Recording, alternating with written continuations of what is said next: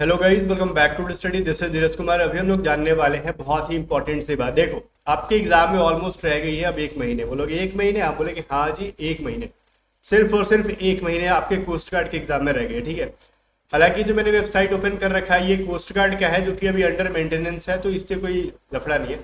But अगर आप अपने ऑफिशियल नोटिफिकेशन में जाओगे तो यहाँ पे आप जब देखोगे ना कि कुछ चीज़ें आपको मेंशन कर रखी गई हैं, ठीक है, कि आपका एग्जाम कब होगा कब नहीं होगा। तो इन्होंने साफ साफ ये चीज लिख रखा है, देखोगे यहाँ पे, कि आपका कोस्ट गार्ड जीडी और यांत्रिक का जो है ना, मिड सितंबर या फिर एंड सितंबर। तो जब भी मिड या फिर एंड लिखते हैं तो मोस्ट प्रोबेबली ये स्टार्ट करते हैं 18 तारीख से, ठीक है। ऐसा ये लोग जो करते हैं उस ट्रेंड के अकॉर्डिंग मैं बात कर रहा हूँ, अपनी तरफ से कुछ भी ऐड ऑन करके नहीं। तो लास्ट टाइम अभी आपको क्या करना चाहिए, किन किन चीजों पे फोकस करना चाहिए, और इस बार कंपटीशन बहुत कम है। तो इस बार जो कोस्ट गार्ड जीडी के लिए फॉर्म फिल कर रखा है, यांत्रिक के लिए बच्चे ने फिल कर रखा है, तो एक चीज मायने बैठा लो, इस बार कंपटीशन बहुत कम है, ठीक है। सिलेक्शन की चांसेस बहुत ज्यादा हाई है अगर वो बच्चा मेहनत कर रहा है सही डायरेक्शन में तो। और मैं हमेशा से बोलूंगा आपको, देखो दो चीजें मैं बताता हूँ जिसको यांत्रिक और जीडी जो है ना, सेक्शन वन यांत्रिक और जीडी का सबका एक जैसा होता है, किसी का डिफरेंट नहीं होता, ठीक है। सेक्शन वन जो है वो किसी का भी अलग जब नहीं होता है। तो यहाँ पे मैं आपको एक बार बता दूं, नोटिफिकेशन में लिखा गया है कि आपको सेक्शन वन में पासिंग मार्क्स कितना होना चाहिए, सेक्शन टू में पासिंग मार्क्स कितना होना चाहिए। तो सेक्शन वन का जो पेपर है ना, कि आपको जीडी के लिए सेक्शन वन और टू मिला के 50 नंबर यहाँ पे पासिंग मार्क्स लिखा गया है, कि सेक्शन वन में 30 नंबर लाने और सेक्शन टू में 20 नंबर। तो इतना स्कोर करके आपका रिजल्ट नहीं होगा, ये जस्ट पासिंग मार्क्स लिखा जाता है। देखो क्यों लिखा जाता है मैं आपको समझाता हूँ, ठीक है। ये कह रहे हैं ना कि आपको सेक्शन वन में ना, अगर मान लो कोई बच्चा ऐसा है जो सेक्शन वन के अंदर ना 60 में से ना मान लेते हैं कि वो 55 लेके आ जाता है, ठीक है, ध्यान से सुनना, 60 में से 55 लेके आ जाता है, और सेक्शन टू में ना वो 20 नंबर नहीं लेके आ पाता है, वो 15 नंबर ही लेके आता है, ओके। और उसके स्कोर बन जाएंगे अब 70, मान लेते हैं कट ऑफ गया 70, तो इस हिसाब से तो उसको पास कर देना चाहिए, क्योंकि सेक्शन वन और सेक्शन टू मिला के 50 नंबर ही कहा गया, लेकिन उसने स्कोर कर लिया 70 नंबर, तो फिर तो वो पास है ना, नहीं, लेकिन वो फेल माना जाएगा, बिकॉज उसको सेक्शन टू में मिनिमम 20 नंबर लाने होंगे। तो एक मिनिमम क्राइटेरिया है ये, सेक्शन वन में 30 नंबर और 20 नंबर लाने से। अगर आप सेक्शन वन में 32 नंबर 33 नंबर ला देते हो, सेक्शन टू में भी 22-23 नंबर ला देते हो, तो आपको पास नहीं किया जाएगा, क्योंकि कट ऑफ बहुत ज्यादा हाई जाती है। ये तो एक बस नौटंकी है, क्राइटेरिया है, मिनिमम आपको इतना करना ही करना है, और कट ऑफ बनता है बहुत ज्यादा हाई जाने पे, ठीक है। मैं फिर से बोलूं कि आपको सेक्शन वन और सेक्शन वन के अंदर किसी भी कीमत पे 50+ स्कोर करना होगा, सिर्फ सेक्शन वन के अंदर, चाहे आप यांत्रिक का इलेक्ट्रिकल दो, इलेक्ट्रॉनिक्स दो, या फिर मैकेनिकल दो, या फिर आप जीडी का दो, ठीक है। सेक्शन वन में 50+ नहीं स्कोर होते तो फाइनल सिलेक्शन की उम्मीद बिल्कुल मत रखना। सेक्शन टू में जितना ज्यादा स्कोर कर लो, 3, 4, 5 में जितना ज्यादा स्कोर कर लो, लेकिन सेक्शन वन में 50+ स्कोर नहीं होता, तो सिलेक्शन की चांसेस बहुत ही क्या, बिल्कुल नहीं है। रीजन मैं बताता हूँ, क्योंकि जब आप स्टेज टू में जाओगे ना, जब आपका स्टेज टू होगा, तो वहां पे कुल मिला के आपको क्या मिलेगा, सेक्शन टू के सेक्शन वन से ही सारे क्वेश्चन मिलने वाले हैं। 60 नंबर का जो पेपर होगा वहीं से सारे क्वेश्चन फिर से मिलेंगे, और जिसका सेक्शन वन खराब होगा तो वहां पे तो भाई वो फेल होगा, और वहां पे फेल होने वाले बच्चों की संख्या बहुत ज्यादा देखी जाती है।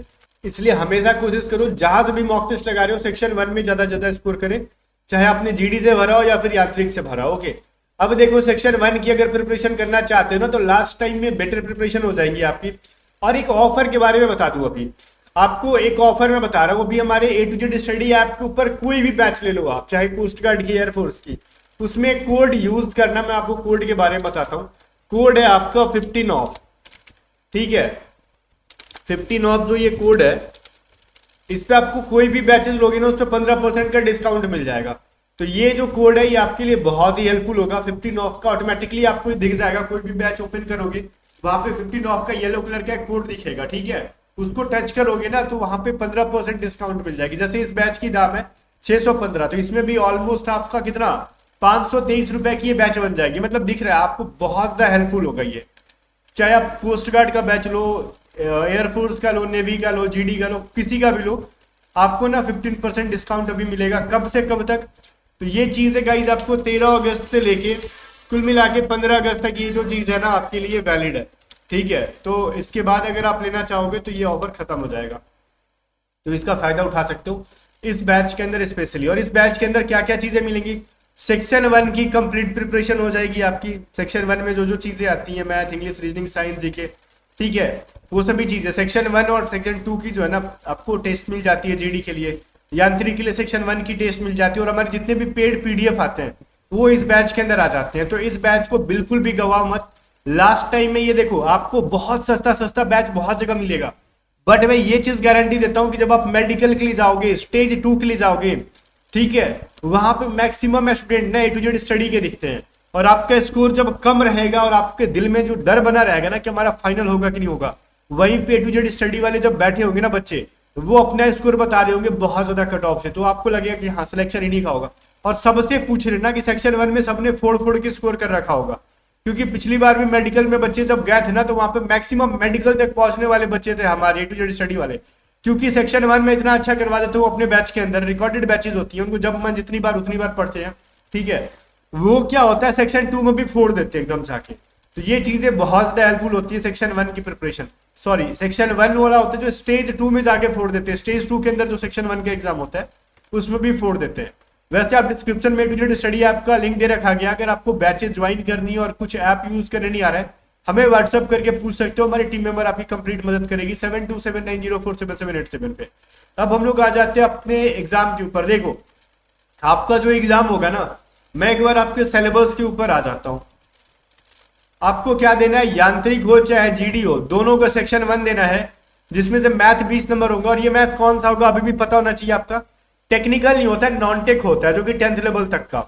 साइंस जनरल साइंस होगा, इंग्लिश के 15 क्वेश्चन, रीजनिंग के 10 क्वेश्चन, जीके के 5 क्वेश्चन, कुल मिला के 60 क्वेश्चन रहेंगे। ये नेगेटिव मार्किंग नहीं रहता है।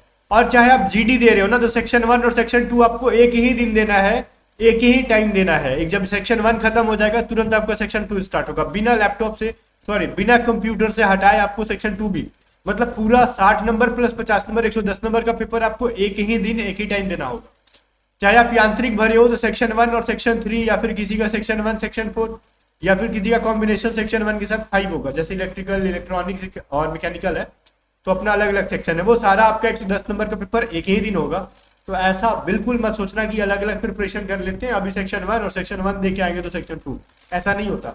सेक्शन 1 और सेक्शन 2 एक ही दिन होगा। लेकिन कुछ बच्चे पता है क्या सोच रहे होंगे कि नहीं, आपने तो जो नोटिफिकेशन दिखाया था यहाँ पे तो स्टेज 1 और स्टेज 2 अलग अलग दे रहा है। ठीक है भाई, एक चीज बताओ मेरे को, ये क्या दे रखा है, ये स्टेज 1 और स्टेज 2 है ना। ये स्टेज 1 में जितना सेक्शन 1 सेक्शन 2 होना है एक ही दिन हो जाएगा। स्टेज 2 का मतलब होता है ये फिजिकल का दिन, और फिजिकल के दिन बुला के भी एक बार रिटन एग्जाम लेंगे आपसे, सेक्शन 1 का और SRT का। ठीक है, तो इसलिए सभी चीजों पे थोड़ा सा क्लियर करो, और एक ही दिन आप पे एग्जाम होगा। बिल्कुल भी गलत इंफॉर्मेशन माइंड को फीड मत करने दो, ठीक है। तो ये सभी चीजें याद रहे। और सेक्शन 2 के अंदर, सेक्शन 3, 4, 5 के अंदर बिल्कुल भी आपने 3, 4, 5 में जो डिप्लोमा में पढ़ रखा है वो सवाल आएंगे। सेक्शन 2 जो आपने 11, 12 में पढ़ रखा है वो आएगा। ठीक है, तो इसके लिए आपको कंप्लीट प्रिपरेशन करनी है। और एक सबसे इंपॉर्टेंट टिप्स मैं देता हूं, अब अपने डेज को ना 50-50% बांट लो इन द सेंस कि आप मान लो अगर 8 घंटे पढ़ते हो ना रेगुलर बेसिस पे, तो 4 घंटे रेगुलर रिवीजन करो। अब ये नहीं मानेंगे ना कि हम सप्ताह में 2 दिन रिवीजन करेंगे, नहीं, 4 घंटे रेगुलर रिवीजन और 4 घंटे रेगुलर न्यू चीजें को। 8 घंटे मिनिमम पढ़ते हो, तो इससे कम पढ़ते हो तो फिर सिलेक्शन की चांसेस कम हो जाएंगी। बिकॉज चाहे आप जीडी और यांत्रिक का सिलेबस बहुत बड़ा है, इसके लिए आपको प्रॉपर 8 घंटे या फिर इससे ज्यादा टाइम देना होगा। मिनिमम तो 8 घंटे देने ही होंगे। ठीक है, तो और इसको डिवाइड करो, रेगुलर बेसिस पे रिवीजन, रेगुलर बेसिस पे नई चीजें 4-4 घंटे। और रिवीजन किस तरीके से करते हैं, आप जहां से भी मॉक लगा रहे हो ना, वहां पे मान लो 2 दिन पे एक मॉक लगा रहे हो, 3 दिन पे एक मॉक लगा रहे हो, तो मॉक में जो गलतियां हुई है नोट डाउन कर लो कि ये 4 टॉपिक से हमारा गलत हुआ है। अब अगले 3 दिन में, 2 दिन में ये 4 टॉपिक को मैं पढ़ लूंगा अच्छे से, तभी मैं आगे बढ़ूंगा।